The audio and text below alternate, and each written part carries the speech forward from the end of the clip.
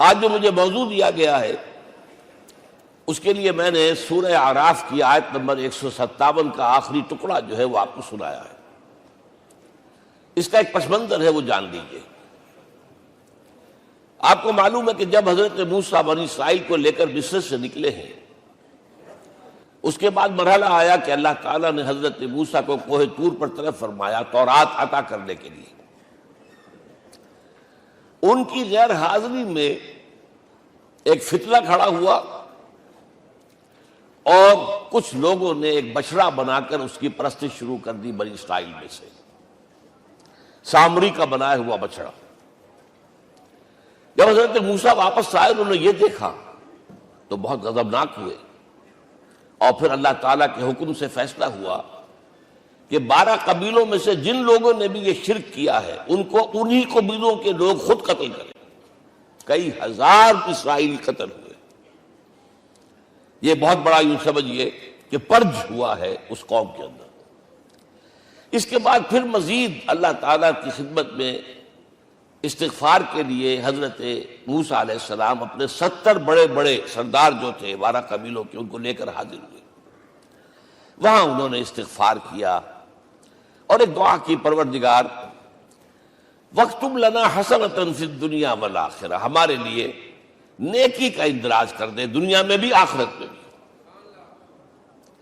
جواب ملا اللہ تعالیٰ کی طرف سے، دیکھو عذاب تو میں جس کو چاہوں گا دوں گا، اور ویسے میری رحمت ہر شے کے ساتھ موجود ہے، ہر شے کا وجود میری رحمت سے ہے، لیکن ایک میری خاص رحمت ہے جو میں لکھ رکھوں گا ان لوگوں کے لیے جو میرے نبی امی آخری رسول ان پر ایمان لائیں گے صلی اللہ علیہ وسلم۔ وہ جب آئیں گے اور وہ نیکی کا حکم دیں گے، بدی سے روکیں گے، پاکیزہ چیزوں کو حلال قرار دیں گے، ناپاک چیزوں کو حرام قرار دیں گے، نوع انسانی کے اوپر جو بوجھ تھے جو اس وقت ہوں گے ان کو اتاریں گے۔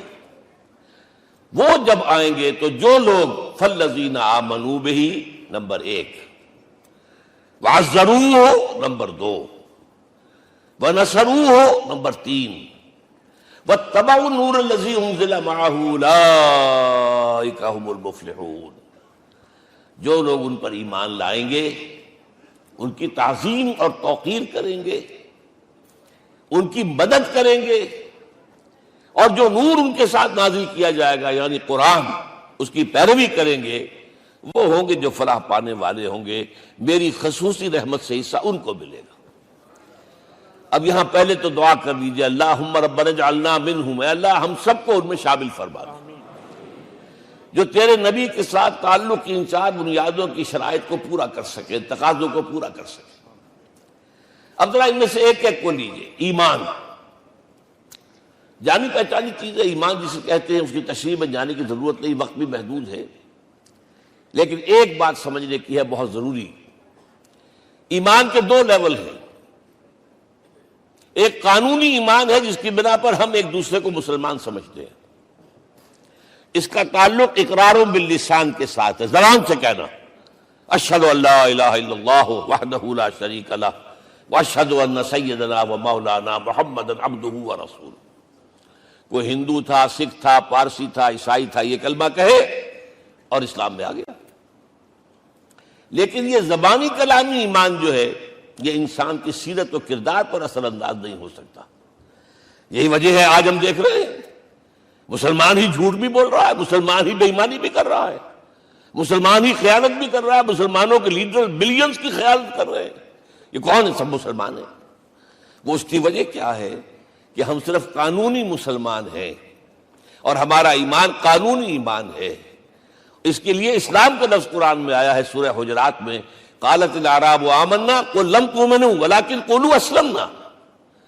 اے نبی یہ بدو کہہ رہے ہیں ہم ایمان لے آئے، ان سے فرما دیجئے تم ہرگز ایمان نہیں لائے ہو، یوں کہو کہ ہم مسلمان ہو گئے ہیں۔ ولما يدخل الايمان في قلوبكم، ابھی تک ایمان تمہارے دلوں میں داخل نہیں ہوا۔ بہرحال اللہ کا شکر ہے اس نے ہمیں مسلمانوں میں پیدا کر دیا، ورنہ ہم میں سے کتنے ہوتے اگر کہیں اور پیدا ہو گئے ہوتے تو نعمت اسلام سے بھی ہم بہرہ ور ہو سکتے، کیا کہہ سکتے۔ اصل ایمان ہے جب وہ دل میں داخل ہو جائے، یقین بن جائے۔ اسی لیے بچپن میں یاد کیا ہوگا ایمان مجمل، آمنت باللہ کما ہوا باسمائہ و صفاتہ وقبلت جمیع احکامہ اقرار باللسان و تصدیق بالقلب۔ جب تصدیق بالقلب ہوگی تو اب اس کے تقاضے جو ہیں عملی پیدا ہوں گے۔ ان تقاضوں میں سے ایک میں 2 حدیثوں کے حوالے سے آپ کے سامنے رکھ رہا ہوں۔ پہلی حدیث حضرت عبداللہ بن عمرو بن العاص رضی اللہ تعالی عنہما سے مروی ہے، لا یؤمن احدکم حتی یکون ہواہ طبعا لما جئت بہ۔ دیکھو تم میں سے کوئی شخص مومن نہیں ہو سکتا جب تک کہ اس کی خواہش نفس تابع نہ ہو جائے اس شریعت کے، اس قانون کے، اس ہدایت کے جو میں لے کر آیا ہوں۔ اگر عملاً تابع نہیں ہوئے تو حقیقتاً مومن نہیں ہو۔ دل میں جھانکو، Do I really believe that Muhammad is the Prophet of Allah? Do I really believe that Quran is the word of God? کبھی جھانکیے گا اندر، جواب ملے گا صحیح آپ کو۔ کیا کنوکشن ہے؟ کنوکشن ہو اور پھر حضور کی پیروی نہ ہو، حضور کے احکام کی پابندی نہ ہو، اللہ کے قوانین کی پابندی نہ ہو، کیسے ممکن ہے؟ حضور تو فرماتے ہیں صلی اللہ علیہ وسلم، ایک ایسی بد اخلاقی اور کج خلقی پر صرف اسے کوئی گناہ کبیرہ بھی نہیں کہیں گے۔ فرمایا ایک مرتبہ واللہ لا یؤمن، واللہ لا یؤمن، واللہ لا یؤمن، خدا کی قسم فلاں شخص مومن نہیں ہے، خدا کی قسم فلاں شخص مومن نہیں ہے، خدا کی قسم فلاں شخص مومن نہیں۔ صحابہ کانپ گئے، کون بدبخت ہے جس کے بارے میں فرمایا جا رہا؟ پوچھا گیا من یا رسول اللہ؟ جواب سنیے اور اپنے غریبانوں میں جھانکیے۔ وہ شخص الذی لا یامن جارہ بوائقہ، وہ شخص جس کی شرارتوں کی وجہ سے اس کا پڑوسی چین میں نہیں ہے، امن میں نہیں ہے، وہ مومن نہیں ہے، خدا کی قسم نہیں ہے، خدا کی قسم نہیں ہے۔ کیسے علیحدہ کر لیں گے اس ایمان کو اعمال سے اور ایمان کو اخلاق سے؟ آگے چلیے، وہ جو حدیث حضرت ابو ہریرہ سے، اور یہ متفق علیہ، صرف بخاری کی نہیں ہے، بخاری جمع مسلم، لا یؤمن احدکم حتی اکون احب الیہ من والدہ وولدہ والناس اجمعین۔ تم میں سے کوئی شخص مومن نہیں ہو سکتا جب تک کہ میں اسے محبوب تر نہ ہو جاؤں، اپنے باپ سے بھی، اپنے بیٹے سے بھی، اور تمام انسانوں سے۔ جھانک لیجئے دل میں، صورتحال یہ ہے یا نہیں ہے؟ کیوں محبوب ہو جائیں؟ اس لیے کہ آپ کے ذریعے ہدایت ملی ہے، آپ کے ذریعے ہم اللہ سے جڑے ہیں، اور آپ کو معلوم ہے دنیا میں کوئی شے ہدایت نہیں، نعمت نہیں ہے جب تک کہ نعمت ہدایت نہ ہو۔ اگر صحت اچھی ہے، ہدایت نہیں ہے، تو بدماشیاں کریں گے، کیا کریں گے؟ آپ کو معلوم ہے صحت اچھی جو ہے کہ جا کے کھپے گی، اگر ہدایت نہیں ہے۔ اگر دولت ہے، ہدایت نہیں، کیا کریں؟ گلچھرے اڑائیں گے، عیاشیاں کریں گے، لوگوں پر اپنی دولت کا روب گانٹیں گے۔ اولاد ہے، ہدایت نہیں ہے، یہ اولاد سہان و روح بھی بن جائے گی کہیں آپ کے لیے۔ کوئی شے نعمت نہیں ہے جب تک کہ نعمت ہدایت نہ ہو، اور ہدایت ہمیں ملی محمد الرسول اللہ صلی اللہ علیہ وسلم کے ذریعے۔ تو آپ سے بڑھ کر محبوب کون ہوگا؟ اس کے ضمن میں ایک بڑا پیارا واقعہ آتا ہے۔ حضرت عمر سے پوچھتے ہیں حضور ایک مرتبہ، عمر تمہیں مجھ سے کتنی محبت ہے؟ اندازہ کیجئے کہ اس قدر اپنائیت کسی سے ہوتی ہے تب یہ سوال ہوتا ہے، عمر تمہیں مجھ سے کتنی محبت ہے؟ عرض کیا حضور مجھے آپ دنیا کے ہر انسان سے زیادہ محبوب ہیں۔ فرمایا اور اپنی جان سے؟ ذرا سا توقف کیا، دل میں جھانکا، ہاں حضور اب میں یہ بھی کہتا ہوں کہ میری جان سے بھی زیادہ عزیز ہے مجھے۔ آپ نے فرمایا الآن عمر اب پہنچے ہو جو مقام ہے، اب درکار ہے، جو مطلوب ہے۔ تو محبت اس درجے کی، اطاعت اس درجے کی اگر نہیں ہے تو ایمان نہیں ہے۔ ہاں قانونی ایمان ہے، اب مسلمان ہے، اللہ کا شکر ہے، بہت بڑا فضل ہے۔ اب اگلے بات پر آئیے، الضروح، ان کی توقیر، ان کی تعظیم کرے۔ یہ تعظیم کس درجے میں؟ اب وقت بہت کم ہے، میں صرف آپ کو سورہ حجرات سے مثال دے رہا ہوں. فرمایا گیا یا ایھا الذین آمنوا لا ترفعوا اصواتکم فوق صوت النبی ولا تجہروا لہ بالقول کجہر بعضکم لبعض ان تحبط اعمالکم وانتم لا تشعرون. اے ایمان والو، کبھی اپنی آواز کو حضور کی آواز سے بلند تر نہ کر دینا. کبھی جس طرح بلند آواز سے ایک دوسرے سے بات کرتے ہو ایسے نہ کر بیٹھنا، مبادا تمہارے سارے اعمال حق ہو جائیں اور تمہیں پتہ بھی نہ چلے. تم تو کہو گے میں نے کوئی گناہ کبیرہ تو نہیں کیا، میں نے کوئی ڈاکہ نہیں ڈالا، چوری نہیں کی، کوئی زنا نہیں کیا، کوئی شراب نہیں پی، لیکن یہ سوء ادب لا ترفعوا اصواتکم فوق صوت النبی ولا تجہروا لہ بالقول کجہر بعضکم لبعض ان تحبط اعمالکم وانتم لا تشعرون. یہاں ایک میں عملی بات بھی آپ کے سامنے رکھ دوں. صحابہ کے بارے میں تو بات سمجھ میں آ گئی کہ اپنی آوازیں پست رکھیں. ہم کیسے کریں؟ ہمارا ایک طرز عمل ہونا چاہیے. اگر کسی گفتگو میں کوئی شخص کہ حضور نے یہ فرمایا ہے، کبھی یہ نہ کہے میں نہیں مانتا. ہاں توقف کر لیں، بھائی میں تحقیق کروں گا کہ واقعی یہ حدیث صحیح ہے یا نہیں ہے. ٹھیک، ضروری نہیں کہ جو کہہ دے مان لیں آپ. محدثین نے کتنی محنتیں کر کر کے چھانٹی کی ہے، لہذا یہ. لیکن فوراً اگر آپ بتا نہیں میں نہیں مانتا، یہ عقل کے خلاف ہے، یہ فلاں ہے، یہ وہ ہے، یہ ہے کہ جو آپ سوء ادب کے مرتکب ہو رہے ہیں نبی اکرم صلی اللہ علیہ وسلم کی بارگاہ میں. ہاں توقف کریں، غور کریں، تحقیق کریں، معلوم ہو کہ یہ حدیث پختہ نہیں ہے، مستند نہیں ہے، پھر دوسری بات ہے. اور یہ جان لیجئے ہمارا جو معاشرہ ہے اس کا ایک قانونی جو ہے احاطہ ہے. یہ بھی سورہ حجرات کی پہلی آیت ہے، یا ایھا الذین آمنوا لا تقدموا بین یدی اللہ ورسولہ. اللہ اور اس کے رسول کے احکام کا دائرہ ہے، اس کے اندر اندر رہو، باہر نہیں نکل سکتے. لیکن اس دائرے کے اندر ایک مرکزی شخصیت جس کی دل آویزی، جس کا حسن سلوک، جس کا حسن کردار، جس کا حسن اخلاق مرکز بن جائے، تمام لوگوں کی جذباتی محبت کا مرکز بن جائے، اگر یہ نہیں ہوگا تو معاشرہ مضبوط نہیں ہوگا.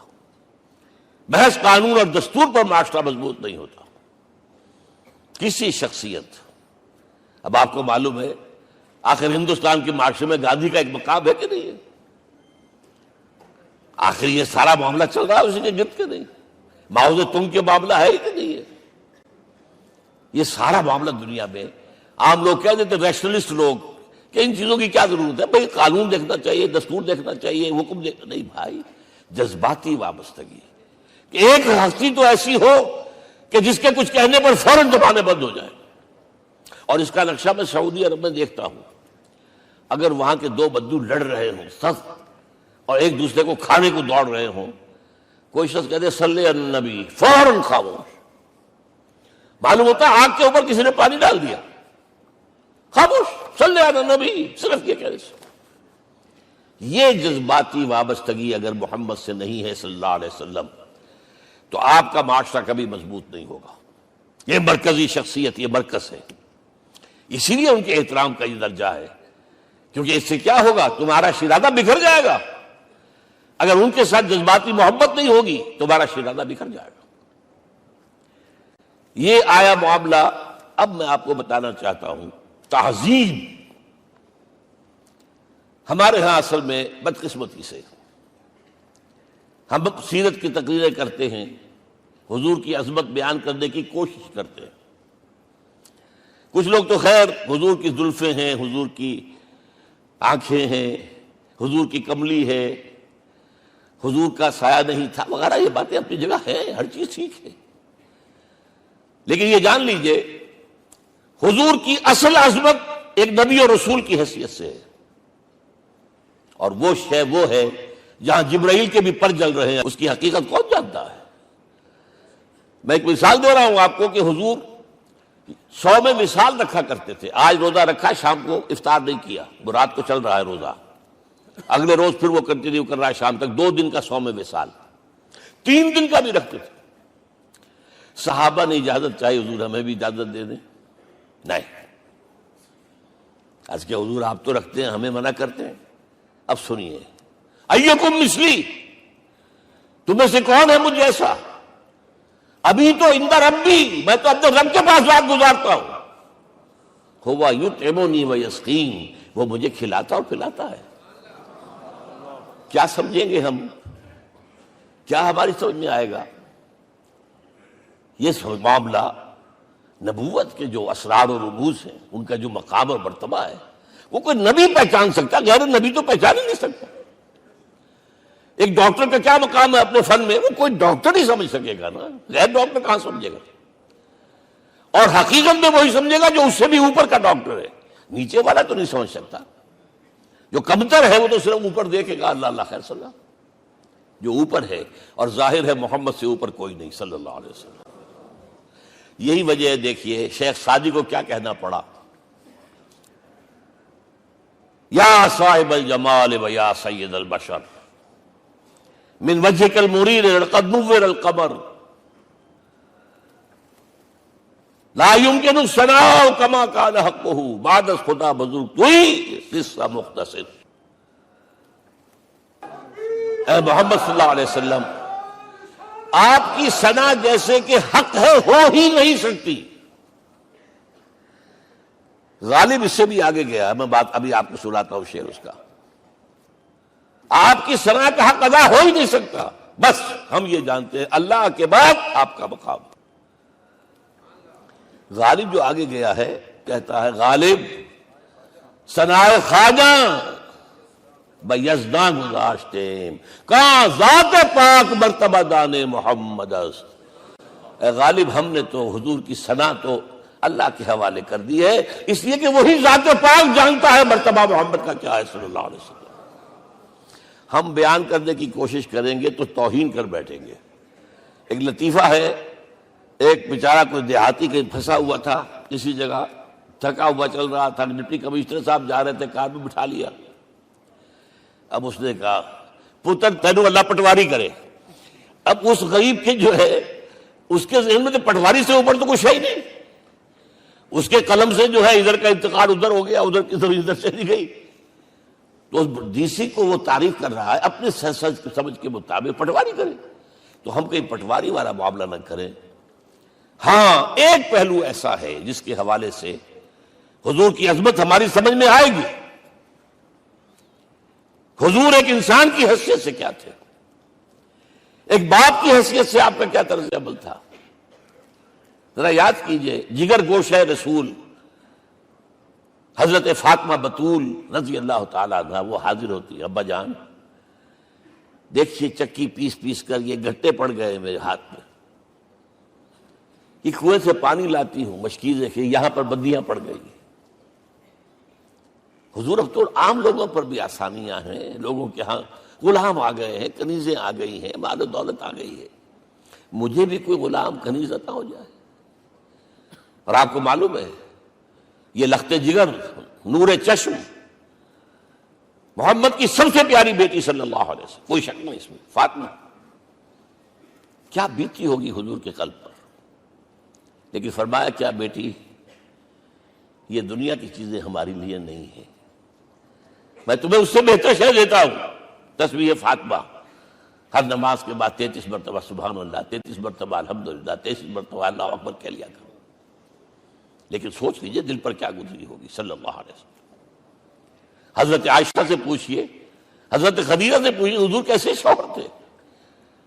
آپ سے زیادہ خواتین کے حق میں نرم، گھر کے کام کا جھاڑو دے رہے ہیں، کپڑے جو ہے بوسیدہ انہیں سی رہے، گھر میں بیٹھے ہوئے یہ کام کرتے تھے۔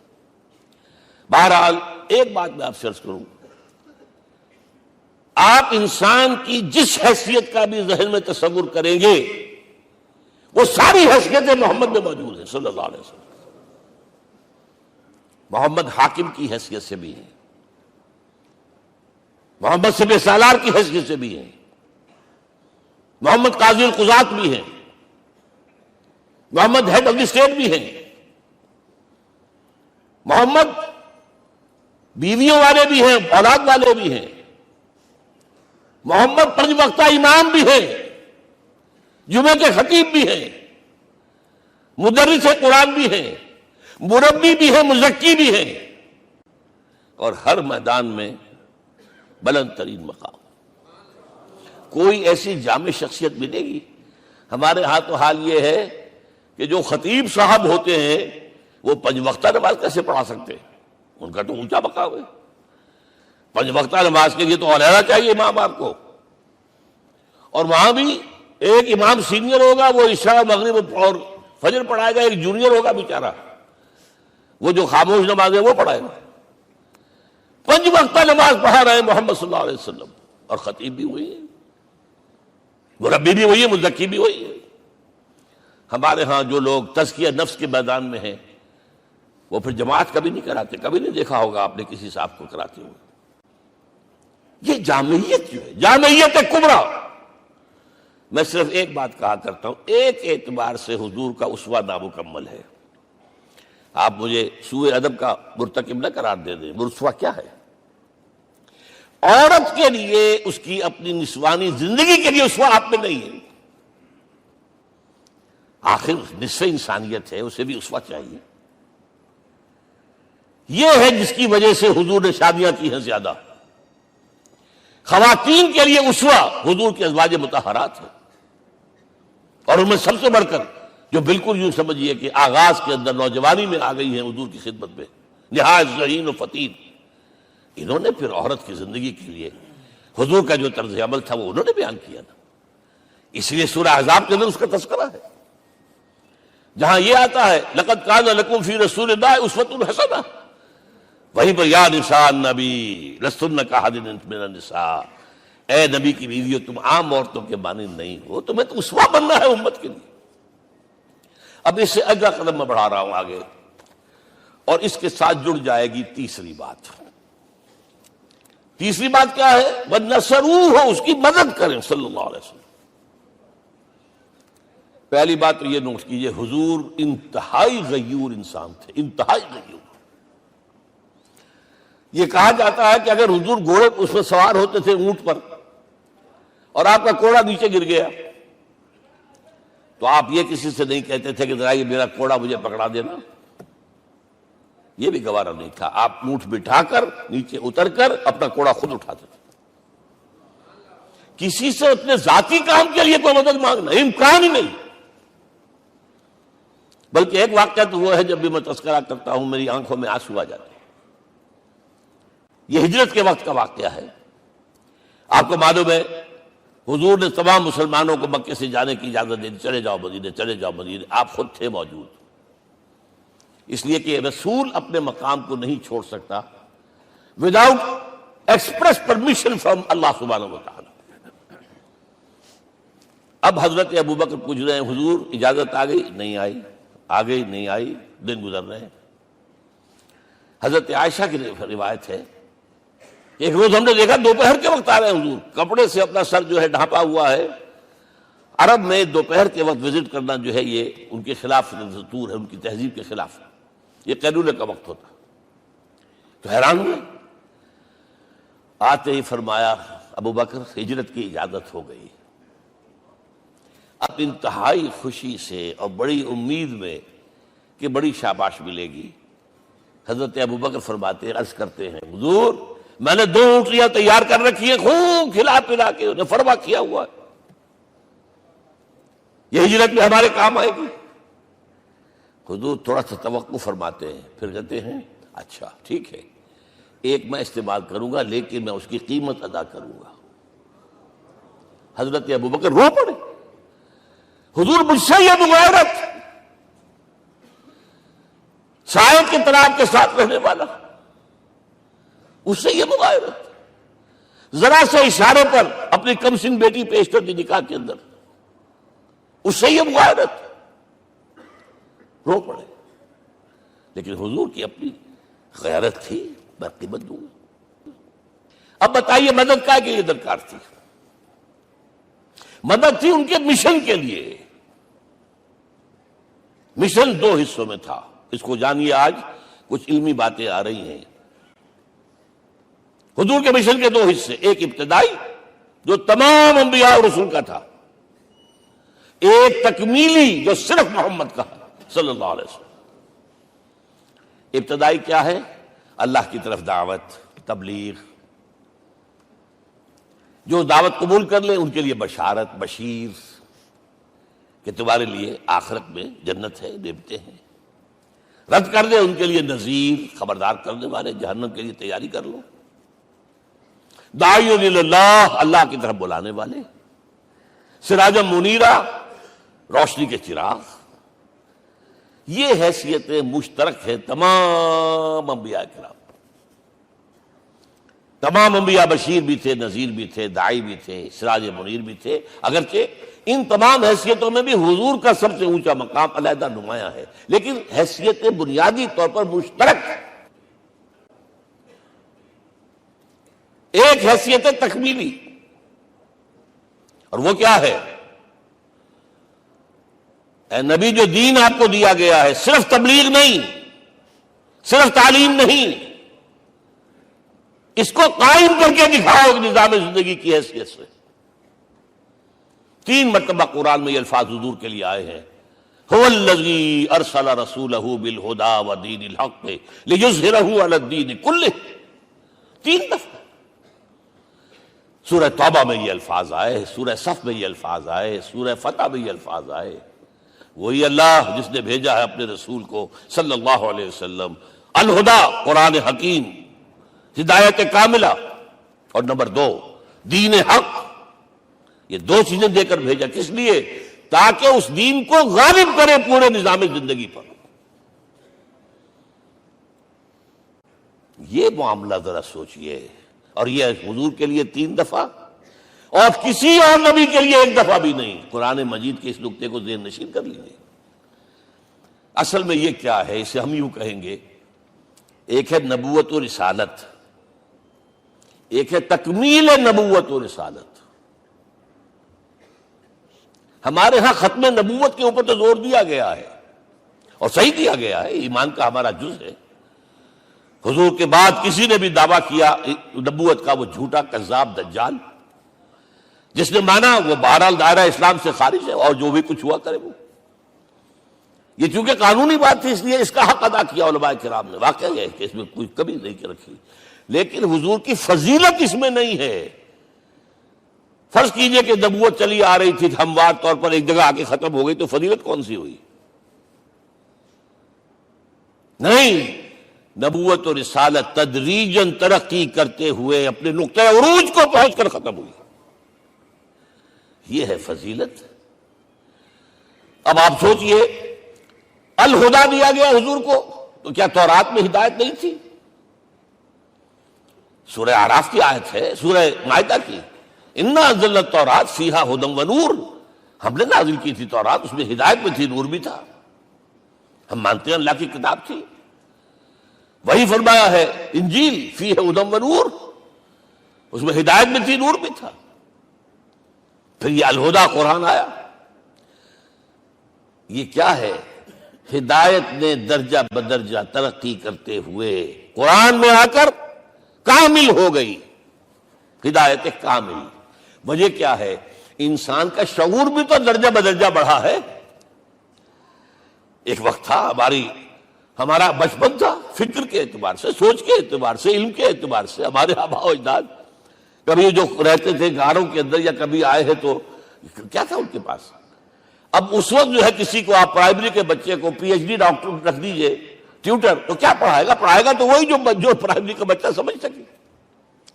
لہذا وہ جو کہا گیا تھا آدم کو اس زمین کی خلافت دیتے، فَإِمَّا يَأْتِيَنَّكُم مِّنِّي هُدًى فَمَن تَبِعَ هُدَايَ فَلَا خَوْفٌ عَلَيْهِمْ وَلَا هُمْ يَحْزَنُونَ۔ یہ ہدایت رفتہ رفتہ آئے گی، آئے گی، آئے گی، آئے گی۔ اور یہ بات جان لیجئے، پروفیسر ڈاکٹر محمد شریف نے جو کتاب لکھی ہے فلسفے کی تاریخ پر، اس میں بتایا ہے کہ 1200 برس انسانی تاریخ کے بہت ہی پروڈکٹیو ہے فلسفیانہ فکر کے لیے۔ From 600 BC to 600 AD 1200 years, سارے فلسفے اسی میں پیدا ہوئے۔ سقراط، مختار، افلاطون اور یہ سب نکل گیا، کنفیوشس بھی آ گیا، تاؤ بھی آ گیا، اور بدھ بھی آ گیا، جین بھی آ گیا، سب آ گئے، سب آ گئے۔ گویا کہ انسان جب کچھ سوچ سکتا تھا، جتنا سوچ سکتا تھا سوچ چکا، اور یہ بھی سنا دوں، حضرت عیسیٰ نے کہا تھا اپنے حواریوں سے، ڈپارٹنگ جو میسج تھا، مجھے ابھی تم سے اور بھی بہت باتیں کرنی تھی لیکن تم ان کا تحمل نہیں کر سکو گے، جب وہ فارقلیت آئے گا صلی اللہ علیہ وسلم تو تمہیں سب کچھ بتائے گا۔ لہذا جب انسان بلوغت کو پہنچا ہے فلسفیانہ فکر کے اعتبار سے، تب، اور یہ بھی نوٹ کر لیجئے، بہت اہم بات کہہ رہا ہوں، چند مہینے غار حرا کی تنہائیوں میں اللہ تعالیٰ نے حضور کو وہ سارا ذہنی سفر طے کرایا ہے۔ کیا کرتے تھے حضور جا کر غار حرا میں؟ کبھی سوچا آپ نے؟ اگر آپ یہودیوں میں پیدا ہوئے ہوتے تو یہودی طرز پر آپ عبادت کرتے، اگر کہیں عیسائیوں میں پیدا ہوتے تو عیسائیوں کی طرف پر آپ تو نہیں تھے، آپ تو پیدا وہ مشرکین میں شرک کرنے کا امکان ہی نہیں آپ کے لیے، تو کیا کرتے تھے؟ حدیث کے الفاظ یہ یتحنث فی، وہاں جا کر عبادت کرتے تھے۔ اب شارحین حدیث نے بہت عمدہ لکھا ہے، کانا صفت تعبدہ فی غار حرا التفکر والاعتبار، غار حرا میں آپ کی عبادت فکر، غور و فکر، تفکر و اعتبار، جس کی میں تعبیر یہ کر رہا ہوں، جس کو کہا کبھی اکبر الہ آبادی نے، خدا کے کام دیکھو بعد کیا ہے اور کیا پہلے، نظر آتا ہے مجھ کو بدر سے غار حرا پہلے۔ تم غار حرا کو نہیں جانتے، مصطفیٰ اندر حرا خلوت گزید، قوم آئین و حکومت آفرید۔ The most productive part of the period life of Muhammad is that which he passed in غار حرا۔ فکر کی ساری جو ہیں بلندیاں طے کی، تب آیا ہے اقرأ باسم ربک، اب اللہ کا الہدیٰ شروع ہوا ہے۔ اچھا، اسی طرح نمبر 2، دین حق مکمل ہوا ہے، ورنہ جب ہم کبھی غاروں میں رہتے تھے کسی میونسپلٹی کا بھی سوال نہیں، نظام کسے کہیں گے؟ پھر یہ ہے کہ قبائلی نظام آیا، چلیے ایک شیخ ہے اس کا کہنا ماننا ہے سب کو، کچھ نظام تو بن گیا نا، اور نظام جہاں آئے گا جکڑ بندی ہو جائے گی۔ اب تم فلاں قبیلے کے شخص ہو، اس کا قبیلے کا سردار یہ، تمہیں حکم ماننا پڑے گا، اس قبیلے کی روایت یہ ہے، تمہیں پیروی کرنی پڑے گی، you have to do it whether you like it or not۔ پھر آپ کی سٹی اسٹیٹس وجود میں آئی، پھر امپائرز وجود میں آ گئے، 400-500 برس سے رومن امپائر، 400-500 برس سے ایرانین امپائر عرب کے اوپر ایسے تھی جیسے افغان کے سر کے اوپر بہت بڑا جو ہے پگڑ رکھا ہوتا ہے۔ کتنا بڑا ہوتا ہے؟ وہ کسی نے شعر کہا بھی تھا، مجھے تو اب یاد نہیں، کہ سر پہ باندھے ہوئے پورا افغانستان۔ میرا خیال ہے ضمیر جعفری۔ تو کیا تھا یہ جزیرہ نما عرب، یہ جزیرہ کہلاتا، الجزیرہ، الجزیرہ، اس لیے کہ نیچے آپ کو معلوم ہے بحیرہ عرب، ادھر جو ہے خلیج آ رہی ہے آخر تک، ادھر سے بحیرہ قلزم جا رہا ہے، اور پھر خلیج عقبہ آ گئی ہے، تو یہ سارا جو ہے جزیرہ نما ہے، اس سے پہلے نہیں سنا۔ لیکن عرب اوپر 2 اور ہیں، عراق عرب، شام عرب۔ عراق عرب پر قبضہ ایران کا، شام عرب پر رومیوں کا۔ اور جب یہ سلطنتیں بن گئیں تو گویا کہ انسان شکنجے میں آ گیا۔ ظلم، محنت کرے کسان، عیش کرے جاگیردار، اور بادشاہ محل بنائے، لگان وہاں سے آ رہا ہے۔ از جفائے دے خدایاں کشتے دہ خانہ خراب، کرگے پر بیٹھا ہوا کوئی کھدر بن رہا ہے، ٹیکس دو۔ بادشاہ محل بھی بنائے گا، عیاشیاں بھی کرے گا، سارا نسوانی حسن جو ہے کوہ قاف کا لے آئے گا اپنے ہاں، اور پھر فوج بھی رکھے گا، ذرا تم نے گردن اٹھائی تو تمہاری سرکوبی کرنے کے لیے فوج تیار ہے۔ یہ جب جکڑ بند آئی ہے انسان پر، تب محمد کو بھیجا گیا ہے۔ دلی بیٹ، اسے آزاد کرانے والا، دین حق دیا گیا۔ یہ دین حق قرآن مجید میں اسی لیے کہا گیا، یہ میں کہہ رہا ہوں تکمیل رسالت النبوت۔ الیوم اکملت لکم دینکم واتممت علیکم نعمتی ورضیت لکم الاسلام دینا۔ آج میں نے تمہارے لیے تمہارے دین کو کامل کر دیا ہے، یہ مکمل نظام زندگی ہم نے دیا ہے، پہلے تھا ہی نہیں۔ لہذا کسی اور نبی سے یہ نہیں کہا گیا کہ اس کو غالب کرو، میں نے آپ کو بتا دیا کہیں نہیں ہے، نہ نوح، نہ ہود، نہ صالح، نہ ابراہیم، نہ موسیٰ، نہ عیسیٰ، کوئی بھی نہیں۔ اور حضور سے کہا گیا یہ دین اب غالب کرو۔ اگر صرف تم کتاب میں لکھ کر دے جاؤ اور اس کے مثال پیش نہ کر سکو، دنیا کہے گی بہت اچھی شاعری ہے، آج بھی آپ کو معلوم ہے دی ریپبلک کتاب زندہ ہے، لیکن آج تک ایک دن کے لیے بھی وہ نظام کہیں قائم ہوا ہے؟ ہم یہی کہیں گے کہ ٹھیک ہے، یہ جو ہے ایک خواب ہے، اللہ اللہ فرض، اس کے سوا کیا یوٹوپیا ہے؟ اس نظام کو قائم کر کے دکھاؤ۔ اب آپ اس کو اینالائز کر لیجئے، اچھی طرح سمجھ لیجئے۔ It was the revolutionary role which was assigned to محمد صلی اللہ علیہ وسلم۔ نظام کو بدلنا، اسی کا نام تو انقلاب ہے۔ انقلاب کسے کہتے ہیں؟ دنیا میں دو نظام ایک جگہ نہیں ہو سکتے، مذہب 100 بھی ہو سکتے ایک جگہ۔ مذہب لمیٹڈ ہے، آپ کی ذاتی زندگی، آپ کے کچھ عقائد ہیں، کچھ عبادات ہیں، کچھ رسومات ہیں، کچھ سوشل رائٹس ہیں، یہ ہے بس۔ تو یہ تو 100 بھی they can coexist۔ امریکہ میں کتنے ہیں؟ مسلمان گئے مسجدیں بنا لی ہیں، ہندو گئے ہیں مندر بنا لیے ہیں، سکھ گئے ہیں ان کے گردوارے بنے ہوئے ہیں، سلوتے یعنی یہودیوں کے عیسائیوں سے تو بے شمار ہے ہی ہے، لیکن ہے ہمہ مذہب۔ لیکن دین تو دو نہیں ہو سکتے، یا ڈیموکریسی ہوگی یا بادشاہت ہوگی، ایک تو دو تو نہیں ہو سکتے۔ یا کیپٹلزم ہوگا یا سوشلزم ہوگا، دو تو نہیں ہو سکتے۔ یا تھیوکریسی ہوگی یا ڈیموکریسی ہوگی، دو نہیں ہو سکتے۔ اور یہ بھی آپ کو معلوم ہے دنیا میں کہیں ویکوم نہیں ہے نظام کے اعتبار سے، کبھی نہیں رہا ہے۔ ہر ایک نظام موجود ہے۔ آپ کوئی دوسرا نظام لانا چاہتے ہیں، پہلے اس کو جڑ سے اکھیڑنا پڑے گا۔ گفت رومی ہر بنائے کوہنا کا آباداں کلند، تو نہ دانی اولاں تعمیر راں ویراں کلند۔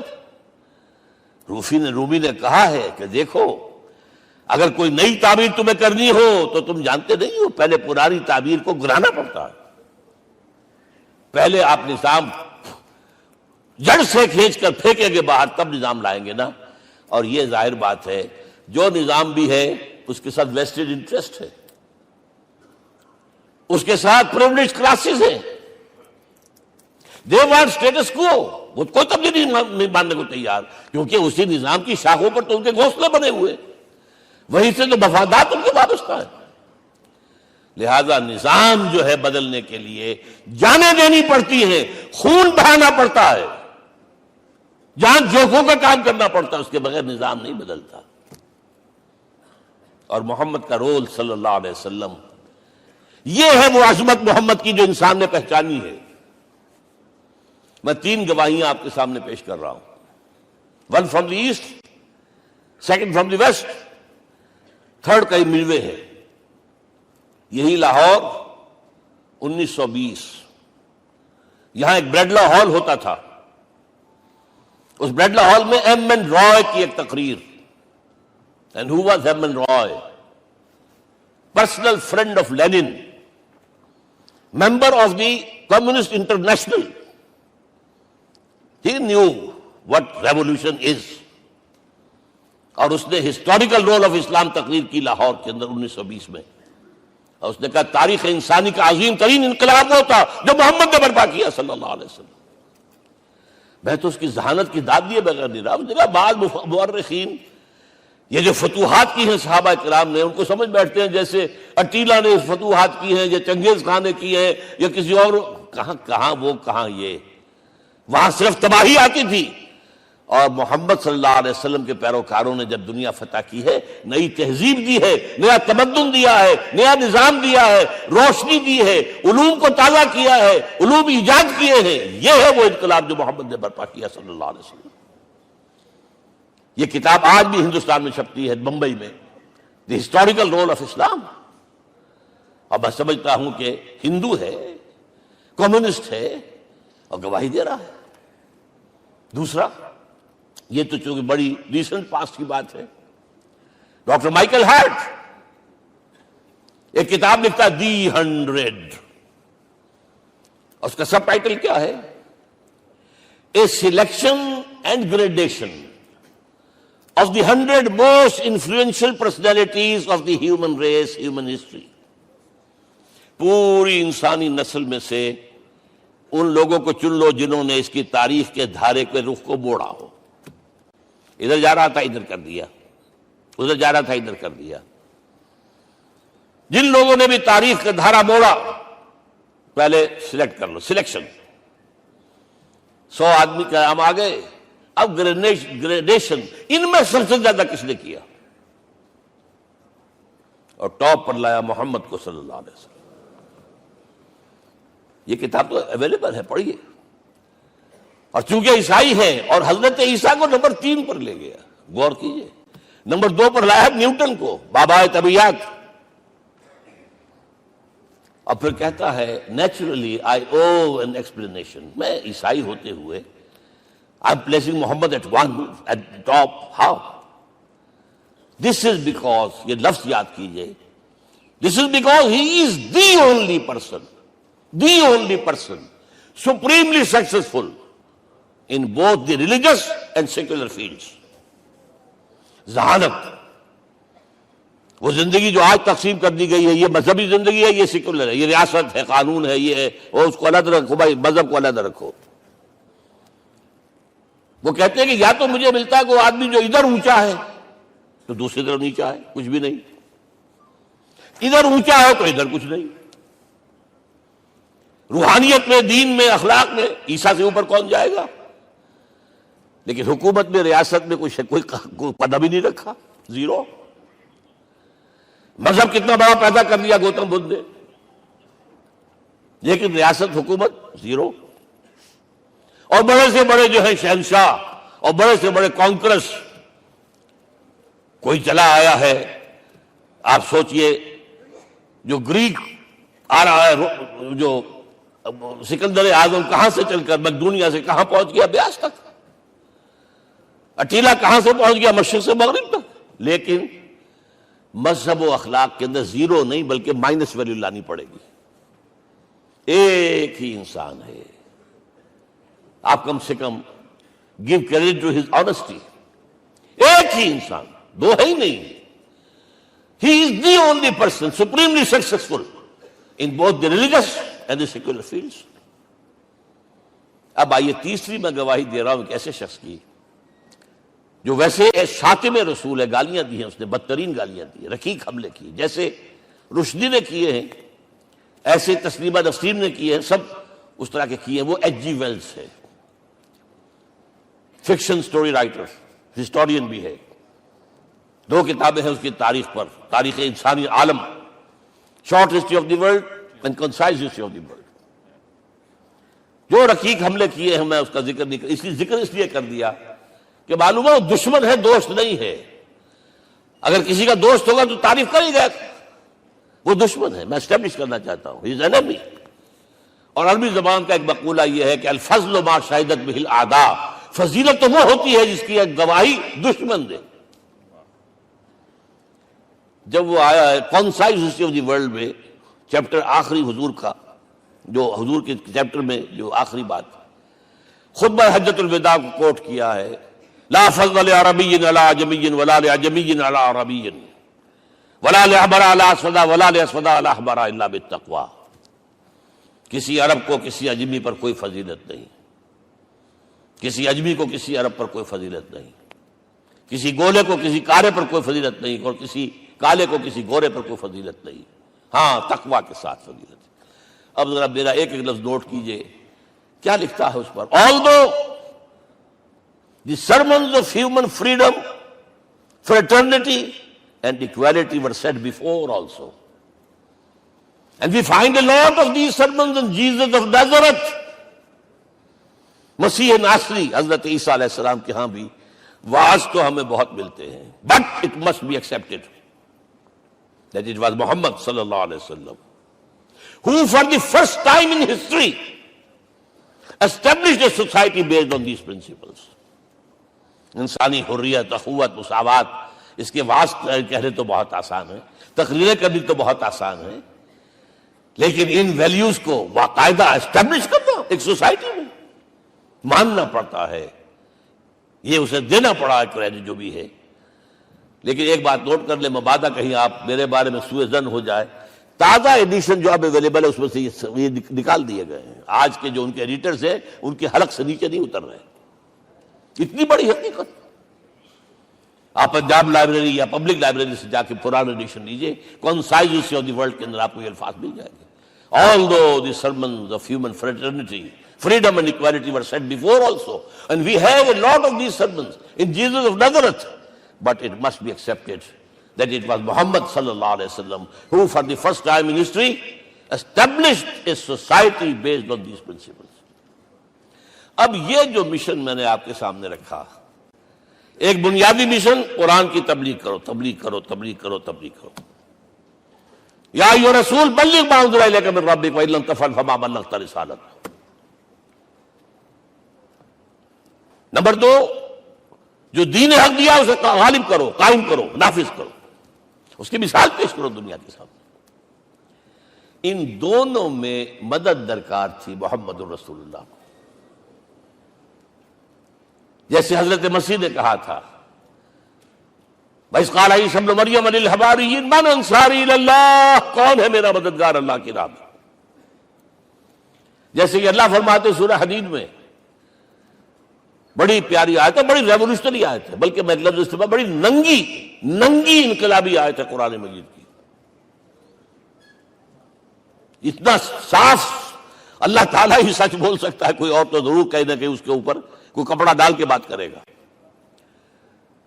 آیت نمبر 25 آف سورۃ الحدید، لقد ارسلنا رسلنا بالبینات، ہم نے اپنے رسولوں کو بھیجا واضح نشانیوں کے ساتھ، معجزات کے ساتھ.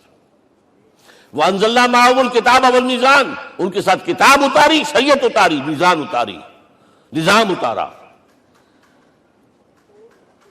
لِيَقُومَ النَّاسُ بِالْقِسْطِ، تاکہ لوگ عدل پر قائم ہوں. اس لیے کتاب کیوں بھیجی، رسول کیوں بھیجے، نبی کیوں بھیجے، وحی کیوں بھیجی؟ تاکہ لوگ عدل پر قائم ہوں. یہ اس سے بڑی آیت کوئی ہوگی؟ عدل اجتماعی، سوشل جسٹس. اب اگلا ٹکڑا پڑھیے، وَأَنزَلْنَا الْحَدِيدَ، ہم نے لوہا بھی اتارا ہے، فِيهِ بَأْسٌ شَدِيدٌ، اس سے اسلحہ بنتا ہے، جنگی قوت ہے. وَلِيَعْلَمَ اللَّهُ مَن يَنصُرُهُ وَرُسُلَهُ بِالْغَيْبِ، اور اللہ دیکھ لینا چاہتا ہے کون ہے اس کے وفادار بندے جو لوہے کی طاقت کو ہاتھ میں لے کر اللہ اور اس کے رسول کی مدد کرتے ہیں. دین اللہ کا، اسے قائم کرنا اللہ کی مدد ہے، اسے قائم کرنا محمد کا فرض ہے، اس کے جد و جہد کرنا محمد کی مدد ہے صلی اللہ علیہ وسلم. یہ تھی نصرت. اور یہ نصرت آپ کو معلوم ہے حضور کی زندگی میں صحابہ نے کرام نے کی ہے کہ نہیں کی؟ جو شخص ایمان لایا فوراً داعی بن گیا، فوراً. ابو بکر ایمان لائے، اور 6 جو ہے عشرہ مبشرہ میں سے چوٹی کے صحابہ، وہ ان کی دعوت پر ایمان لائے. سعد ابن ابی وقاص، طلحہ، زبیر، عثمان، سعید ابن زید، یہ سب کون ہیں؟ حضرت ابو بکر کی دعوت. نوجوان ہیں، مصعب بن عمیر کو گھر سے نکال دیا چچا نے، اور بڑا نہ کر کے نکالا ہے کم وقت نے، اس لیے کہ باپ مر گیا تھا، بہت دولت چھوڑ گیا تھا. ماں نے بڑے ناز و نام میں پالا تھا. کہتے 200 درہم کا جوڑا اس کا بن کر آتا تھا شام سے. جیسے کبھی ہم کہتے تھے کہ پنڈت نہرو کے کپڑے جو ہے پیرس سے سل کر آتے ہیں، اور جہاں سے گزر جاتا تھا مصعب، اتنا اس نے لگایا ہوتا تھا عطر کے پوری گلی جو ہے وہ خوشبو سے جو ہے بھر جاتی تھی. چچا نے بلایا، تم جو یہ گلچھرے کر رہے ہو اپنے باپ کی دولت پر نہ، اور تم اسے کہتے ہو کافر، نکل جاؤ گھر سے. کوئی چلنے لگے، یہ بات ہے، ٹین ایجر چلنے لگے. وہ سمجھا تھا کہ میرے یہ کہنے سے اس کے تو اس کو تارے نظر آ جائیں گے، یہ فوراً جو ہے توبہ کرے گا، پلٹ آئے گا. چلنے لگے تو اسے اور غصہ ہے، یہ کپڑے بھی اسی باپ کے ہیں، اتارو. وہی اتارے کپڑے، مادرزاد برہنہ ہو کر ماں کے پاس گئے ہیں. ماں نے آنکھوں پر ہاتھ رکھا، مصعب کیا ہوا ہے؟ فرمایا امی میں موحد ہو گیا ہوں. یہ ہے توحید. اور اب جا کر حضور کے دامن میں بیت ارقم میں اب ہمہ وقت کارکن ہے، قرآن اتر رہا ہے، پڑھ رہے ہیں، سمجھ رہے ہیں، قرآن اتر رہا ہے، یاد کر رہے ہیں، یاد کر رہے ہیں.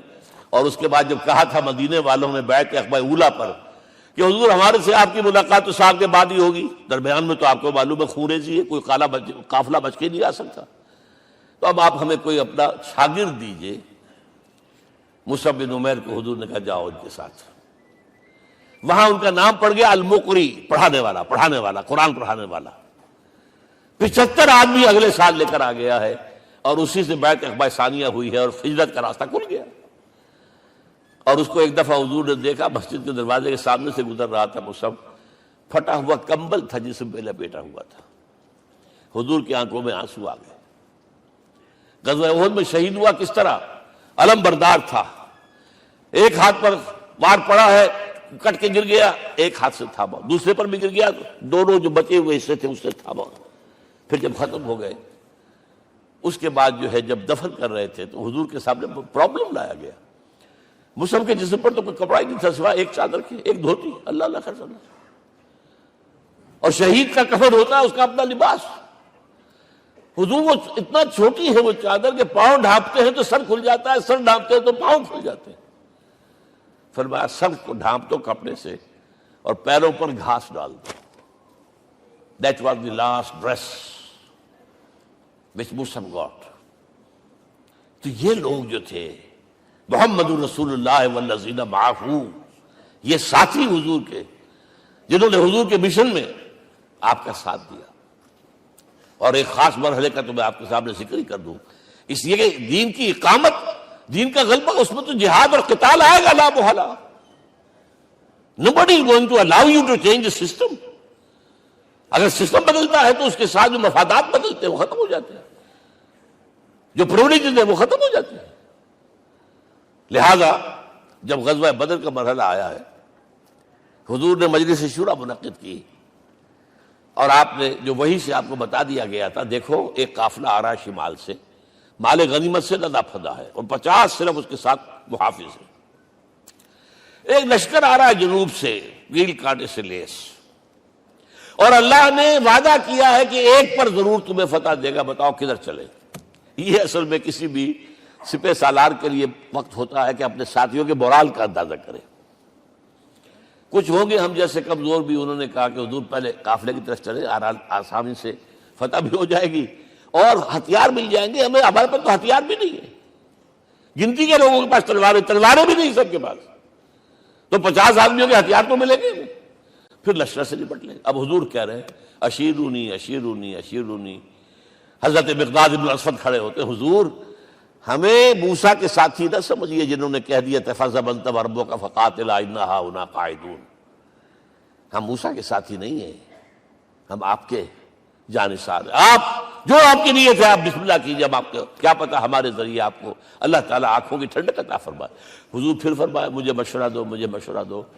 تب خیال آیا سعد ابن عبادہ رضی اللہ تعالیٰ عنہ کو، جو رئیس انصار تھے، ہو نہ ہو یہ ہماری طرف روئے سخن ہے.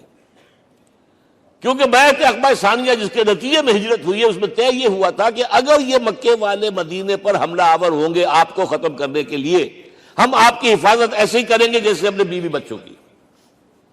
اور ابھی مدینے پر حملہ ہوا نہیں ہے، حضور پری ایمپٹ کر رہے ہیں، باہر نکل کر مقابلہ کرنا چاہ رہے ہیں. تو گویا کہ انصار کور نہیں ہوتے اس کے اندر، اس لیے بار بار اشیرونی، مجھے مشورہ دو. اب سعد بن عبادہ کھڑے ہوتے ہیں، کأنک تعنینا یا رسول اللہ صلی اللہ علیہ وسلم. اے اللہ کے رسول شاید آپ کا روئے سخن ہماری جانب ہے.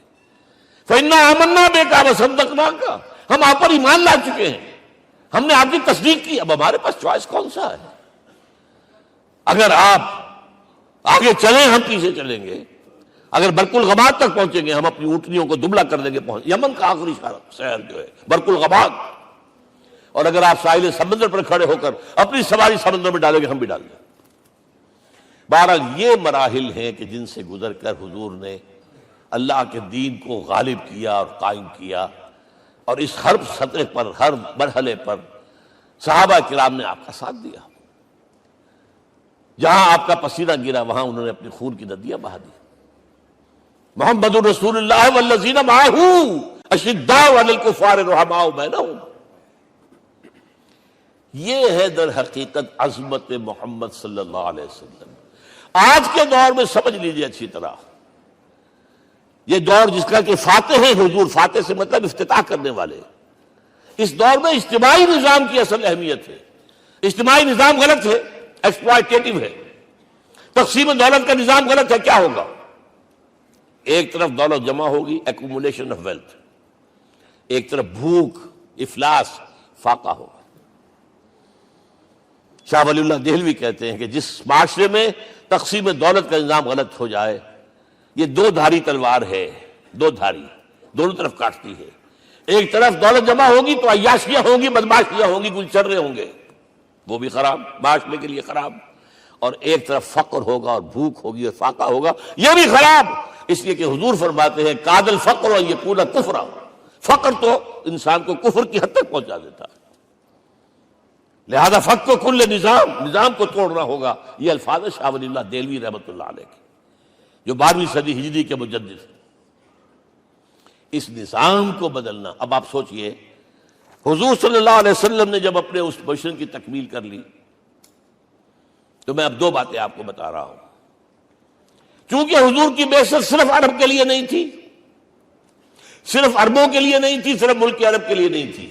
اگر یہ ہوتا تو آپ کا کام مکمل ہو گیا تھا، پورے عرب میں اللہ کی حکومت قائم ہو گئی، ایک ایک شخص تک قرآن پہنچ گیا۔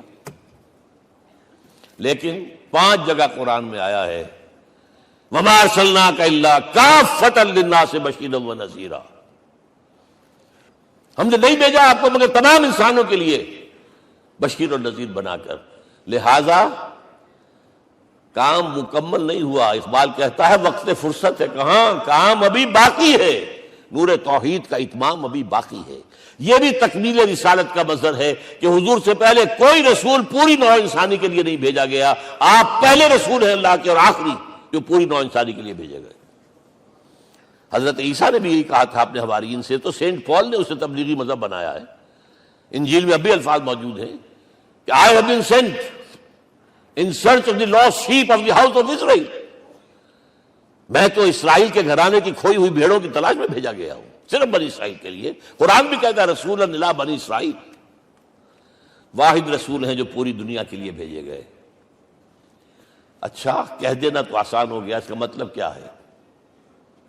جب تک پوری دنیا پر اللہ کا دین غالب نہ ہو، محمد کا مقصد بعثت ہنوز شرمندہ تکمیل ہے، اور یہ ہوگا، اس کی خبر دی ہے۔ یہ ایک تحفہ میں لے کر آیا آپ کے لیے، 8 صفحے ہیں، لیکن یہ سمجھیے کہ یہ سونے کے حروف سے شر لکھے ہوئے ہیں، وہ احادیث، وہ آیات جن میں حضور نے خبر دی ہے کہ پوری دنیا پر اللہ کا دین غالب ہوگا۔ ہو نہیں سکتا کہ دنیا ختم ہو جائے اور محمد کا مقصد بعثت ابھی مکمل نہ ہو، ناممکن۔ جن آیات کو پڑھیے، ان میں پھر احادیث پڑھیے۔ میں صرف 2 حدیثیں آپ کو سنا دوں۔ ایک میں حضور نے اپنے زمانے سے لے کر قیامت تک کے 5 ادوار گنائے ہیں، آپ پڑھ لیجیے گا، ٹیکسٹ ہے یہ، اور خدا کے لیے اس کی قدر کیجیے گا، یہ آیات ہیں، احادیث پھینک نہ دیجیے خدا کے لیے کہیں۔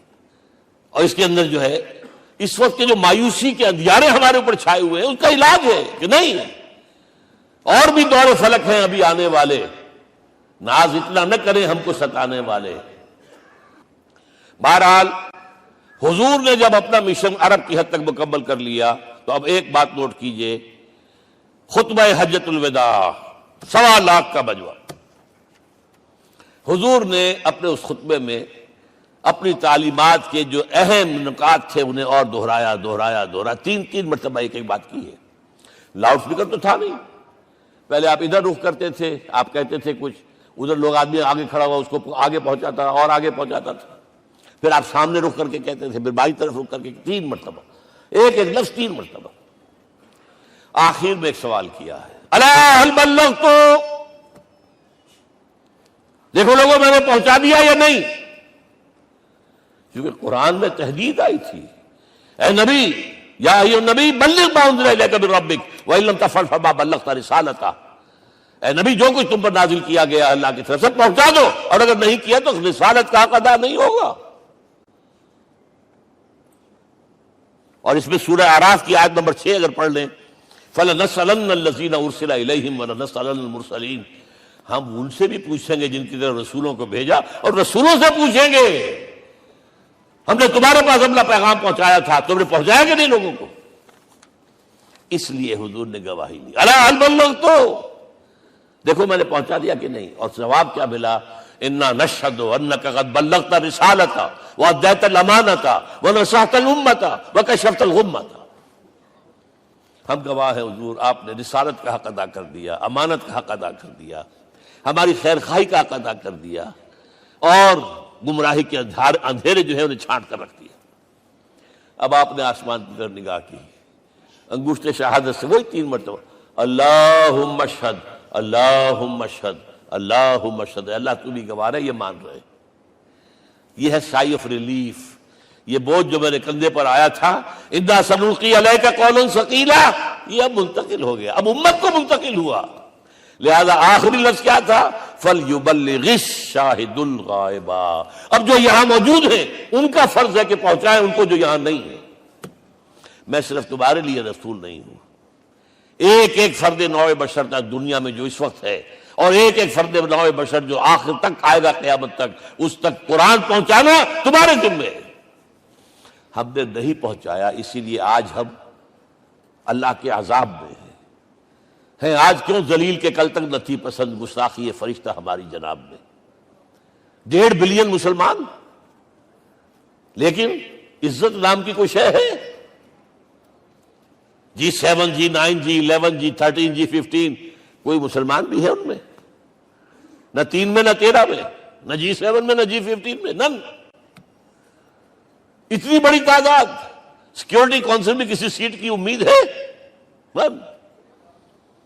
آپ کے وسائل پر ان کا قبضہ ہے، آپ کی ٹیکسیشن کے احکام وہاں سے آ رہے ہیں۔ ریٹ بڑھاؤ، چینی کے اس کے بڑھاؤ، اور فلاں کے بڑھاؤ، اور بجلی کے بڑھاؤ، اور تیل کے بڑھاؤ، کیا ہو رہا ہے؟ کیوں ذلیل ہے؟ اور نمبر 2، آج دنیا میں خون اگر بہ رہا ہے تو صرف مسلمان کا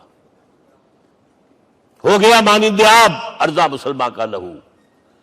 60 سال سے کشمیر اور فلسطین، پھر درمیان میں صومالیہ، چچنیا، کوسوو، یہ سب بوسنیا، پھر آپ کو معلوم ہے فلپائنز، پھر جو کچھ ہوا افغانستان میں، اور جو کچھ ہوا اب ہو رہا ہے، جو کچھ ہوا عراق میں۔ یہ کیوں ہے؟ We are criminals number 1. We have not done our duty. ہم نے قرآن کو اپنا امام نہیں بنایا، دوسروں کے سامنے کیا پیش کریں گے؟ ہمارا اپنا سارا نظام سود کے اوپر مبنی ہے۔ بہرحال پہلا فرض یہ ہے، اب اس کو پہنچاؤ، اور یہاں تک فرمایا بلغوا عنی ولو آیۃ، پہنچاؤ میری جانب سے چاہے ایک ہی آیت، preach on my behalf۔ یہ کام جو ہے جو کہا گیا تھا، واقعہ یہ کہ میں 50 برس سے کر رہا ہوں، یہ آج کی بات نہیں ہے۔ تکمیل اور تدوین فن میں جو بھی حفیظ کا حصہ ہے، نصف صدی کا قصہ ہے، 2-4 برس کی بات نہیں۔ میں میڈیکل کالج کے زمانے سے درس قرآن دے رہا ہوں، جب یہ طلبہ کے اجتماعات کے درمیان درس قرآن ہوتا تھا، جماعت اسلامی کا رکن تھا تو درس قرآن ہوتا تھا، اور اس کے بعد سے میری زندگی کا بیشتر وقت اس میں لگا، بیشتر اور بہتر۔ یہ حضور کا حکم ہے، پہنچاؤ میری جانب سے چاہے ایک آیت پہنچاؤ۔ اچھا، نمبر 2، اب حکم دیا گیا، اس کی مثال میں دے رہا ہوں آپ کے سامنے۔ جب ایران کے ساتھ جنگ شروع ہوئی ہے تو سپہ سالار افواج ایران رستم نے وفد بلایا ایک، اے عربو، تم پہلے بھی ہم پر حملے کیا کرتے تھے، لیکن پہلے لوٹ مار کر کے واپس چلے جاتے تھے۔ یہ جان لیجئے، یہ ہسٹری کا ایک موقع ہے خاص، کہ ایک سیٹلڈ سیویلائزیشنز ہوتی ہیں، اور ایک وہ جو رہتے ہیں سطح مرتفع پر، وہاں پانی نہیں ہوتا، وہ فصل کہاں سے آ جائے گی، یا ریگستان میں جو وہاں بستے ہیں وہ کیا کرتے ہیں؟ وہ وقتاً فوقتاً جاتے ہیں، جھپٹا مارتے ہیں، لوٹ مار کرتے ہیں، لے کر وہاں سے دولت آتے ہیں، اسی پر ان کی گزارا تھا۔ تو پہلے بھی آیا کرتے تھے، لوٹ مار کر کے چلے جاتے، اس دفعہ پیچھا بھی چھوڑ رہے، وجہ کیا؟ ایسی پیاری، یہ کئی روایتوں میں آیا ہے، الفاظ مختلف ہو سکتے ہیں۔ جو مسلمان وفد کا سربراہ تھا اس کا جواب سنیے، انا قد ارسلنا، دیکھو رستم، پہلے ہم خود آتے تھے، اب ہمیں بھیجا گیا ہے، اللہ نے بھیجا محمد کو، محمد نے بھیجا ہمیں صلی اللہ علیہ وسلم۔ کس لیے؟ لنخرج الناس من ظلمات الجہالت الى نور الایمان ومن جور الملوک الى عدل الاسلام۔ اس لیے بھیجا گیا ہمیں کہ نوع انسانی کو شرک اور کفر کی جہالتوں سے نکال کر ایمان کی روشنی میں لائیں، اور بادشاہوں کے ظلم و ستم کے پنجے سے نجات دلا کر عدل اسلام. دیکھو ہمارا خلیفہ چٹائی پر بیٹھتا ہے عمر رضی اللہ تعالیٰ عنہ, اس کے تو کوئی خدم و حشم نہیں ہے, کوئی باڈی گارڈ نہیں ہے. ایک آیا تھا سفیر ایران کا, مدینے میں آ کر گھوما پھرا, کوئی محل نظر نہیں آیا اسے. پوچھتا ہے مسلمانوں سے اینا ملک, بھائی تمہارا بادشاہ کہاں ہوتا ہے؟ جواب ملا لیسا لنا ملکن بل لنا امیر, ہمارا کوئی بادشاہ نہیں, ہمارا امیر ہے. کہاں ہے بھائی؟ ہمارے بیت المال کے کچھ اونٹ گم ہو گئے تھے کہ بھائی ملے نہیں, ہمارا خلیفہ تلاش کرنے گیا. اب اس نے کسی کو لیا ہوگا آئیڈینٹیفائی کر سکے, ڈھونڈ کر جا کر ایک جگہ دیکھا, دھوپ تیز ہو گئی تھی, حضرت عمر تھک گئے تھے, لہذا ایک درخت کے سائے میں اپنے کوڑے کا تکیہ بنا کر لیٹے ہوئے استراحت فرما رہے. کوئی خادم نہیں, کوئی خدم و حشم نہیں, کوئی باڈی گارڈ نہیں. اس وقت وہ کھڑے ہو کر کہتا ہے عمر تم عدل کرتے ہو, تمہیں کوئی خوف نہیں ہے. ہمارے بادشاہ ظلم کرتے ہیں, لوگوں کا خون پیتے ہیں, انہیں ہر وقت ڈر رہتا ہے. انہیں اونچی اونچی فصیلیں چاہیے, انہیں باڈی گارڈ چاہیے, انہیں حفاظتی دستے چاہیے. یہ مثال پیش کی ہے نا, یہ کوئی فیری ٹیلز تو نہیں ہے, یہ تو آج کی تاریخ ہے, 1400 برس پرانی تاریخ ہے بھائی, کوئی پرانی نہیں ہے, کوئی 10,000 سال پرانی بات نہیں ہے. اور وہی عمر ہے, انہیں بلایا گیا ہے بیت المقدس, وہاں جو مسلمانوں کا محاصرہ تھا وہ طول کھینچ گیا, فصیل بہت اونچی مضبوط, اور اندر ہر طرح کا رسد بھی موجود ہے, راشن بھی ہے, پانی بھی ہے. عیسائیوں کا قبضہ تھا. عیسائی پادری آئے فصیل پر, مسلمانوں تم اگر قیامت تک بھی یہاں پڑے رہے محاصرہ کر کے, یہ کبھی فتح نہیں ہوگا شہر. ہاں یہ فتح ہونا ہے, ہماری کتابوں میں ہے, لیکن ایک درویش بادشاہ کے ہاتھوں فتح ہوگا. تمہارے اندر ہمیں وہ درویشی نظر نہیں آ رہی. وہ چونکہ کچھ عرصہ ہو گیا تھا, شام میں پہنچ گئے تھے, خربوزے کو دیکھ کے خربوزہ رنگ پکڑتا ہے, اچھا لباس پہننا شروع کر دیا. اور وہاں تھے امین هذه الامہ ابو عبیدہ بن الجراح رضی اللہ تعالی عنہ, یکے ازا شرع مبشرہ, ان کا فوراً کلک کیا, یہ بادشاہ مدینے میں بیٹھا ہوا تو ہے. یہاں سے ریکویسٹ کی گئی ہے آپ تشریف لائیے. اب 700 میل کا سفر ہے, کوئی ذاتی سفر نہیں, کسی بیٹے کے کنووکیشن میں کے لیے نہیں گئے ہیں, کوئی انٹوریج نہیں ہے, کچھ نہیں. ایک اونٹ, ایک خادم, اور اسی اونٹ پر راستے کا راشن, لہذا ایک آدمی بیٹھ سکتا ہے.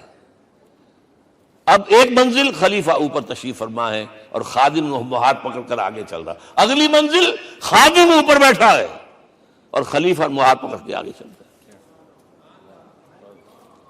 جب آخری منزل آئی ہے تو باری ہو گئی اس خادم کی, اس نے ہاتھ جوڑ دیے, خدا کے لیے لوگ دیکھیں گے, مجھے ماریں گے, تمہیں شرم نہیں آئی؟ خلیفۃ المسلمین جو ہے وہ آگے آگے تمہارے چل رہے تھے, تم براجمان تھے. حضرت عمر نے ڈانٹ پلائی, الدور دورک, نہیں, باری تمہاری ہے. وہ بیٹھا ہوا اوپر, حضرت عمر پھنکیل پکڑ کر آ رہے ہیں, اور بیچ میں کہیں کیچڑ آ گیا تھا, جوتیاں بھی ہاتھ میں پکڑی ہوئی ہیں. اب وہاں آتے ہی انہیں لے جایا گیا فصیل کے سامنے. انہوں نے اوپر سے اپنی کتابیں دیکھیں, ہاں یہی ہے درویش بادشاہ. یہ فتح نہیں ہوا تھا یروشلم, یہ ایک صلح کے طور پر انہوں نے دیا ہے, کھول دیا, آ جاؤ. اور انہوں نے شرط رکھوائی تھی کہ کہیں یہاں یہودیوں کو آباد نہیں ہونے دیں گے آپ. حضرت عمر نے اتنی رعایت کی تھی یہودیوں کے لیے کہ وہ یہاں آئیں, اپنے مقدس مقامات کی زیارت کر کے جا سکتے ہیں, لیکن یہاں سیٹل نہیں ہو سکتے. اس لیے وعدہ تھا. یہ وعدہ جو ہے سلطان عبد الحمید خان تک چلا ہے. بڑی سے بڑی رشوت پیش کی تھی زائنسٹ نے, تمہارے سارے قرضے ہم ختم کر دیں گے, تم جو ہے ہمیں فلسطین میں آباد ہونے کا حق دے دو. نہیں, جو معاہدہ عمر کا تھا اس میں کوئی ترمیم نہیں کر سکتا. تو یہ مثالیں ہیں جو پیش کی گئی ہیں. میں تو کہا کرتا ہوں, جب میں نے پڑھا تھا کہ کرنل جمال عبد الناصر کی بیٹی سائیکل پر جاتی ہے کالج, کیو این لائی کی بیٹی بھی سائیکل پر کالج جاتی ہے, احساس ہوا تھا عظمت ہے نا آخر, چاہے وہ کسی غیر میں ہو.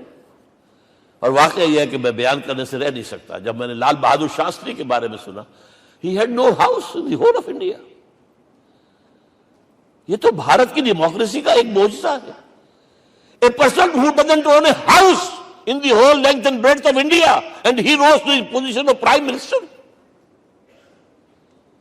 ہمارے ہاں کسی میونسپلٹی کا جو ہے ممبر نہیں بن سکتا، اس کی بیوی اپنے گھر میں خود کھانا پکاتی تھی، کوئی ملازم نہیں تھا۔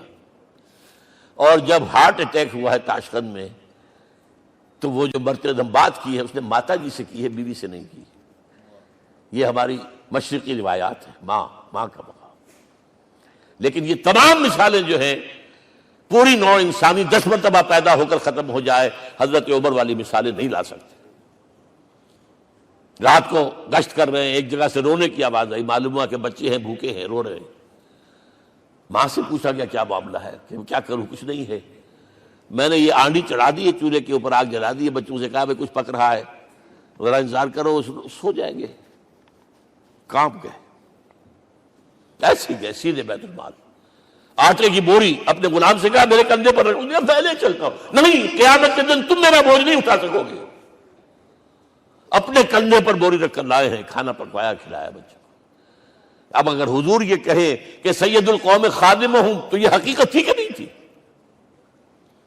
ورنہ اگر یہ مثال نہ آتی تو کہتے جی شاعری تو اچھی ہے، بہت اچھا شعر کہہ دیا، کوئی سردار بھی کبھی خادم ہوا ہے۔ اب یہ ہے کہ یہ نظام دنیا میں، بس آخری بات پہ میں آ گیا ہوں، یہ خوشخبریاں میں آپ کے ساتھ یہ تحفہ لے کر آیا، یہ پڑھیے کہ نظام دوبارہ آنا ہے۔ محمد کی پیشن گوئی غلط نہیں ہو سکتی، وہ صادق المصدوق صلی اللہ علیہ وسلم۔ اگرچہ ابھی ہمیں اور سزائیں ملنی ہیں، اور سخت سے سختر سزائیں آنی ہیں۔ ابھی آرمگیڈون سر پر تنی ہوئی ہے، کھڑی ہوئی ہے، ملحمۃ العظمیٰ جسے حدیث میں کہا گیا۔ آرمگیڈون پتہ نہیں آپ نے کبھی سنا ہے کہ نہیں سنا ہے؟ یہ بائبل کی آخری کتاب جو ریولیشن جان ہے، اس میں ہے کہ ایک بہت بڑی جنگ ہوگی، گریٹر اسرائیل بنانے کے لیے بہت بڑی جنگ ہوگی، and you set the stage has been set for that۔ NATO تیار اسی کے لیے ہو رہا ہے دوبارہ۔ کس لیے؟ نیٹو چیف سے پوچھا گیا تھا کہ تمہارا دشمن جو تھا USSR تو ختم ہوا، گھٹنوں کے بل پڑا ہوا ہے، اب کس کے لیے اس کو ایکسٹینڈ کر رہے ہو اور آرگنائز کر رہے ہو؟ اب ہمیں مسلم فنڈامنٹلسٹ سے نمٹنا ہے۔ یہ ہے وہ کروسیڈ جو شروع ہوئی۔ یہودی اور عیسائی نیو کنزرویٹوز، نیو کونس، یہ دونوں جڑے ہوئے ہیں، ایک 5 پوائنٹ ایجنڈا ہے ان کا جس پر دونوں کا اتفاق ہے۔ تو ابھی ہم پر بڑے برے وقت آنے ہیں، ہمیں سزائیں ابھی اور ملنی ہیں، لیکن tables will be turned۔ دنیا میں اللہ کا دین قائم ہوگا، چاہے ابھی اور اپس اینڈ ڈاؤنز آئیں گے، لیکن ہوگا، لیکن ہوگی، وہ وقت آئے گا اللہ کا دین قائم ہوگا پوری دنیا میں۔ ایک حدیث میں آپ کو سنانے چلا تھا، حضرت ثوبان سے رضی اللہ تعالیٰ عنہ، مسلم شریف کی روایت ہے۔ حضور نے فرمایا ان اللہ زوالی الارض، اللہ نے میرے لیے پوری زمین کو لپیٹ دیا۔ فرائے تو مشارقہا و مغاربہا، میں نے اس کے سارے مشرق دیکھ لیے، سارے مغرب دیکھ لیے۔ وَإِنَّ أُمَّتِي سَيَبْلُغُ مُلْكُهَا مَا زُوِّئَ لِي مِنْهَا، میری امت کی حکومت ان تمام علاقوں پر قائم ہو کر رہے گی جو اللہ نے زمین کو لپیٹ کر مجھے دکھا دیے۔ یہ ہونا ہے، and that is going to be the end of this world۔ آرمگیڈون بھی آ جائے گی، پہلے ملحمۃ العظمیٰ بھی آئے گا، سزائیں بھی ملیں گی، بالآخر وہ ہوگا۔ لیکن آخری بات، میرے اور آپ کے لیے مسئلہ لمحہ فکریہ کیا ہے؟ میں اور آپ کہاں کھڑے ہیں؟ Are we on the side of Allah or on the side of America؟ بہرحال یہ تو جو اپس اینڈ ڈاؤنز آنے ہیں، میرے اور آپ میں سے ہر شخص کے سوچنے کی بات یہ ہے، یہ تو انقلاب تو آئے گا، حضور کے ذریعے سے آیا، کچھ لوگ حضور کے ساتھی بن گئے، ان کی دنیا بن گئی، آخرت بن گئی، قیامت میں کے بعد جو کچھ ملنا ہے اللہ تعالیٰ روح و ریحان و جنت النعیم۔ کچھ رہ گئے کہ چاہے سگا چچا تھا محروم رہ گیا، ابو لہب۔ آج بھی یہ قافلہ ادھر چل رہا ہے۔ اقبال نے بالکل ٹھیک کہا ہے کہ دنیا کو ہے پھر مار کا روح و بدن پیش، تہذیب نے پھر اپنے درندوں کو ابھارا، اللہ کو پابر دیے مومن پہ بھروسہ، ابلیس کو یورپ کی مشینوں کا سہارا۔ اور صحیح کہا ہے، آخری بات جو کہہ رہا ہوں، ایک نقطہ میرا رہ گیا ہے، وَاتَّبَعُوا النُّورَ الَّذِي أُنزِلَ مَعَهُ، چوتھی بات، اور یہ کہ وہ لوگ جو اس نور کا اتباع کریں گے کہ جو ان کے ساتھ نازل کے قرآن، اس لیے کہ قرآن ہی ذریعہ ہے، آلہ انقلاب ہے۔ قرآن انسانوں کو بدلتا ہے، افراد کو، افراد مل کر جماعت بن کر وہ جو انقلاب برپا کرتے. بٹ انڈیویجول چینج، اقبال کے الفاظ میں چوں بجا در رفت جہاں دیگر شود، یہ قرآن اگر کسی کے باطن میں اتر جاتا ہے تو اس کے اندر انقلاب آ جاتا ہے. He is a change person from within واتبعوا النور الذی انزل معہ. لیکن آخری دور کے بارے میں یہ چند اشعار سنا رہا ہوں. شب گریزاں ہوگی آخر جلوہ خورشید سے، یہ چمن معمور ہوگا نغمہ توحید سے، ہو کر رہے گا. اور پھر دلوں کو یاد آ جائے گا پیغام سجود، پھر جمی خاک حرم سے آشنا ہو جائے گی. اور آنکھ جو کچھ دیکھتی ہے لب پہ آ سکتا نہیں. میں وہ حیرت ہوں کہ دنیا کیا سے کیا ہو جائے. آب روان کبیر تیرے کنارے کوئی دیکھ رہا ہے کسی اور زمانے کے خواب. وہ زمانہ آنا ہے، لیکن دیکھنا یہ ہے کہ میرا اور آپ کا اس میں کتنا حصہ ہے. اقول قولی ھذا واستغفر اللہ لی ولکم ولسائر المسلمین والمسلمات.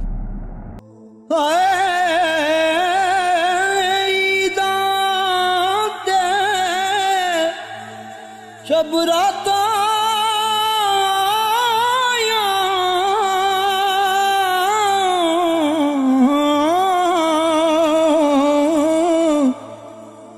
سب لوگ گران آئیے،